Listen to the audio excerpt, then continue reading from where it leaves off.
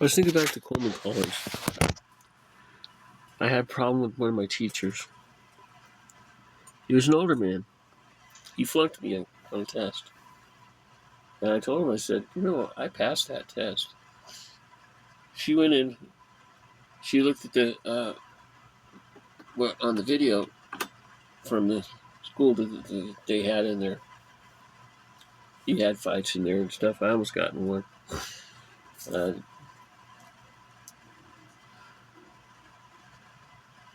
Stuart, can't think of his last name. His name was Stuart. We got to be pretty good friends. The teacher's name was Dale. Oh, I forgot. Dale Johnson or something like that. But anyway, the girl that he was dating was underage. I was 24, 25 at the time. And the superintendent had a little crush on me. She's like, "Where did you get your sense of humor from?" I said, "My grandpa." And when did he die? Like 1967 or something like that. He died when I was young. Maybe 1975. Went to Coleman College about 87. It was before Diana years. And, I can't be right. Yeah, I can't. 85, 86, 87. No, I came in there about 78, 79. I've got a paperwork in there that tells me the proper date on it. But it is way before Diana years. Anyway, teacher comes up to me and she goes, "First of all, you're really funny. I'm not mad at you. But I have to take you to my office and ask you a bunch of questions. Because I had this teacher, my first teacher that I had was kind of a little, okay, I'm interrupting class with my jokes. Everybody's laughing, but I am interrupting class. What are your grades?" All A's. I was a straight A student then. The other class, I knew a little bit less of, and I got a few problems wrong. But anyway, the next class was the English teacher from hell. First thing I said, "Ma'am, I hope you don't get too mad at me, but my spelling is terrible. My math is great." And she goes, "Usually that's the way it is, but nobody tells me that in the beginning. Just to let you know, if I spell words and people laugh, that's what it's about." So she has a problem with me. We go to the principal's office. They go, "Okay, tone it down a little bit." I'm like, "Okay, but you know what? Makes the time go by better."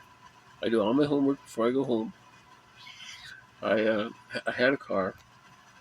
My car broke down. The guy who gave me a ride back and forth for about 6 weeks before I could buy another car, because I got some money from school and I bought another car, was the guy that wanted to take me upside and throw me off the building.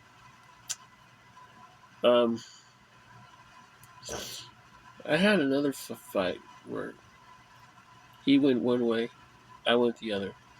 I almost fell off the stairs because I was running so fast. Now, at the end of the class, the teacher that didn't like me told me to hit him. I said, "I'm not going to hit him." So he took a swing at me. I got out of the way. He took another one. I got out of the way. He looks me right straight in the eyes and walks up to me and looks at me kind of stupid, shakes my hand and goes, "You're right. We should have been friends." And anyway, but I had some problems over there. And the teacher that was dating the girl got fired. I saw him outside of school, and I'm like, well, did you find anybody else yet? He said, no, there's nobody else. Probably never will be. I said, dude, I'm sorry. But one, she was too young for you. Two, it cost you your job, which was wrong by the teacher to get rid of you because of that, and everything else. Is what happened. She's pregnant. I went, oh, dude, I'm sorry. Some a couple months later after that, I saw the girl. I went over and I called her. And she came over and we started talking. I said, what's wrong with Dale? He's too old for me. Are you pregnant? He goes, yes. You know you're breaking his car. You're breaking his heart. She goes, really? I'm like, yeah, really. So she gets back with him, and they go back to the school, and the school apologized to him. He got his job back. She was a student. That whole Coleman College was more of a comical place than Kimtronics was. And I've also had that other one over there at Picnic and Chicken was also a comical place. And then I had the guy that I worked with just for a few months. His kid was really pretty cool, but he was just a dick. He told him I graduated from Coleman College. He says, why aren't you doing anything electricity? The only job I got laid off from. And I told him what happened at 7-Eleven. I worked there one day. The girl walked out. The guy was standing next to me, and I go, that girl's got some really big tits. That's all I said. They fired me. So I got to collect unemployment for 2 years. So I went through Coleman College. And yeah, it was fun. It was fun learning. It was a good course. I don't remember just about anything from that place. Now, my math teacher, I come up, he goes, are you sleeping in class? I said, dude, I'm tired. I'm sorry. He goes, what were you doing last night? I was studying. He looked at me and went, bullshit. So he had us, I told him I knew electronics. So he had us take a test. And I filled it out all wrong in the beginning. I went back and I looked at my test and went, I'm sorry, I got to change this. This isn't right. I made a mistake. Came back and I got 100%. He said, well, I thought you were full of crap. I said, yeah, people usually do when I say something. He goes, yeah, what reminded you? Ohm's Law had a saying to it. It was, I forgot what it was, but I knew it back then. Like I said, I forgot more math than most people knew. And all that happened over there at that school and everything else. And then the test was in Monterey Peninsula Bay College. And I did really well in there. And the teacher really did like me. So they got me a good job. I got fired. Well, here I said I'd never been fired from a job. Okay, I've been fired from 2 of them, maybe 3 of them. The other one I was fired from as being a smartass in class. And a teacher came up and challenged me, and I passed. But somebody called the president of the school, and they came down to talk to us about that.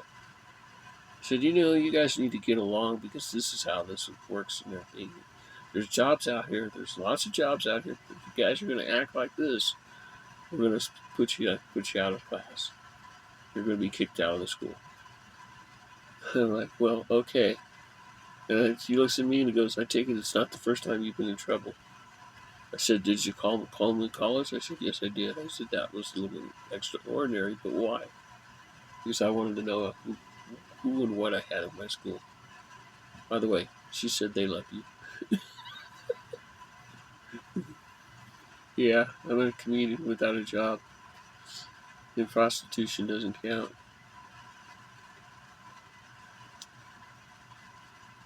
Yeah, Lisa's making her rounds. I had her in a little while. I didn't tell her to leave. She just got up there and she left. And I want to keep on doing that. And the reason why is she's happier when she feels like she has a home to go to. And when I get out in the morning and stuff like that, they all come around and sit with me. I'm having a hard time breathing. Can't open that window. I got it to close. It just cooperated with me.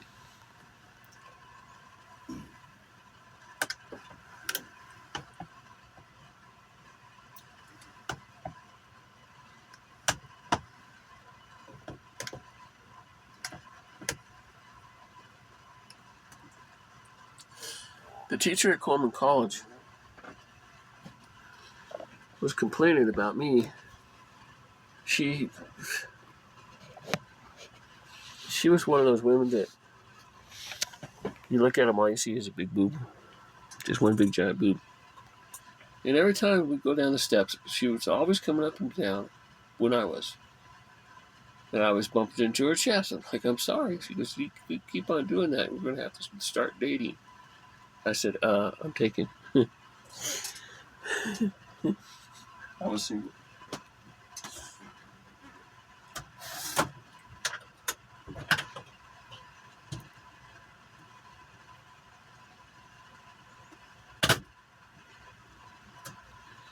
Patricia and I just went our ways, so we separated. And even the lady, Pat Watson, and Mrs. Watson's name. Her name was Pat. Forget the kid's name. Anyway, I told the kid I was a martial artist, and I won a few tournaments down. A few big tournaments. So he comes up, he does a flying sidekick by me, and he misses me. And I almost pinned him to the wall. I almost took him out. And he finally, we were sparring. He turned around and dropped me at the school. It was at, it wasn't Coleman College. It was some other place. One of the high schools I was in, or something. And it was El Cajon Bowl. It was bowling alley. He dropped me on the floor. I get up, wiggle around, and I threw a few punches at him. I didn't hit him, but I threw a few. I didn't really scare him and everything. I had lost my wallet. I came back to the floor to look for my wallet, and he goes, "Oh, here. You lost your wallet when we were sparring." He said, "Where did you learn how to fight like that?" I didn't tell him. I said, Mick McGillicuddy. Or college karate. So I've been in karate studios for about 30 years. Maybe longer than that. It's closer to 45. Hi, kitty. Come on.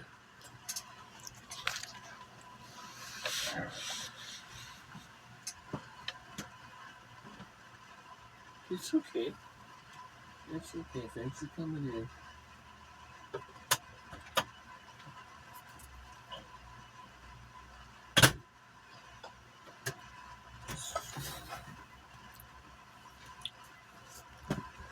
So all that stuff happened to me and everything else. And it was just everywhere I went, it was just something was, just because I was different. And that was the problem I had. My ginger.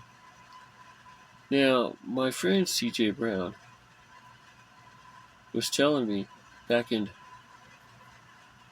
1972, 1973, we knew each other for years. And she looks at me and she goes, Donahue was showing these guys that had gender problems. And it turned out to be women that just were very, very pretty. And she's cute, but you're too girly to be a boy. And I was like, I'm not. I'm a boy. And let's say my parents brainwashed me to be a boy. Hi, baby. I'm not mad at you. I just want mouse in the house. Catch all of them you want. But don't bring them inside. I love you, kitty. She's getting better. I thought we were going to lose her a couple of weeks ago. I was going to stay up to 4:44, but I'm too tired. Like I said, I've had a lot go on in my life. There's been a lot of things going on. There's a lot happening. My parents were murdered. They bragged about it.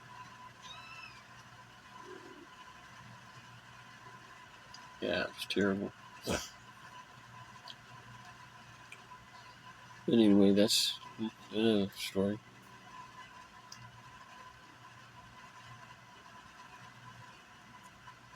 The guy's name was Dan. Oh, remember the guy at the bowling alley? I can't remember his name. His name was Stan Pothoven. Me and Stanley went a long way together. We were friends for years. We ended up at Pullman College together and everything else. I ended up on a bowling league with me, a pool team with me. Stan Pothoven was a big dude. You didn't mess with Stan. You didn't mess with Stan's friend. He wouldn't do anything. He didn't fight. I never saw him fight. He walked up to the one guy that was wanted to fight him back over at school. Because I have no problem knocking you out, but I don't want to lose my education. So just knock it off. Okay, but okay. Pothoven was great. He was funny. He was entertaining. He wasn't a jerk about it either. Okay, I can breathe again. So, I'm going to go back to bed. But yeah, I was got that Come-and-go food because I wanted something a little greasier. I mean, sure enough, 2 hours later, sitting down, it was like, that's not the biggest one, but it's close. Like the guy said on the thing, pregnant women have some big experiences in the bathroom. And anyway, I miss those days. I mean, they were kind of rough, they were kind of fun, but they went kind of quickly. These days are another one that goes fast too. I mean, right now it's 4:30 in the morning. I'll have a check the cash by 10. We'll go to the store and buy a few things. Yeah, I'll get some cash and I'll just leave it in my purse. Or my cars don't work. I'm going to run a bunch of money to that other account. And then I'm going to buy a house. I think I'm probably going to buy the first thing I really like. Probably not going to pay cash for it, but then again I might, because I might pull the whole account too. I did my course at Contest last night. I only got 27. But when I started reading the section about the bias, I realized I didn't see that section. If I took it, I didn't remember it. And I was watching the program thinking, this is what I should do for work. Just work with Google and be Google butt. So Fuzzy Butt was a cat that I just loved to death. And he'd come by and he'd stick his tail in my nose and he'd come across me. And like Fuzzy Butt, I always pick him up and pet him and hold him. He'd go outside, come back in, and he's my best friend. They took Fuzzy Butt. They took Fuzzy Butterbutt. So I started out this joke. Fuzzy Butt, Fuzzy Butterbutt. Randy was Buttercup, and I was Googlebutt. Googlebut. Googlebutt. And Randy was Buttercup. That was my Google joke. Alright, well, I could stay up another 10 minutes. I'm not going to. I just saw a light go on. Well, I'm down. Not a big one, but one in the distance. There's nobody out there anymore. The cops got rid of them. I really appreciate that they do that. I'm going to talk to him about that house. How I should sell it. And I'm going to call Healing Homes probably Friday. Because I'll have my other stuff done. And I'll say, you know what? I've got control of my trust, and that house is in there. I already sent a letter to FBI. Now, what do you want to do about this? Because if you don't do what I ask, I'm going to sell it. And I want to know who's renting it out, how long the contract is. But we can't break a contract. You guys aren't listening to the owner of the house.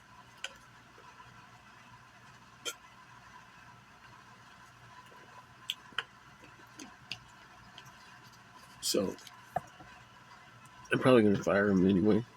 I don't know. I might give him a chance. She died. When I call her up, I'm going to say, first of all, I don't like being lied to. The last person that I talked to about this house lied to me. It's only 6 minutes. It's 4:44. I might as well sit here and watch it. I'll let Buck in. There's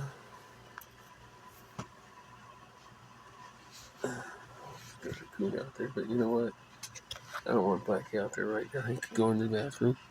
He could pee on the floor. I don't care. I'll just clean it up. Another 5 minutes. We got a great crowd arrangement going on.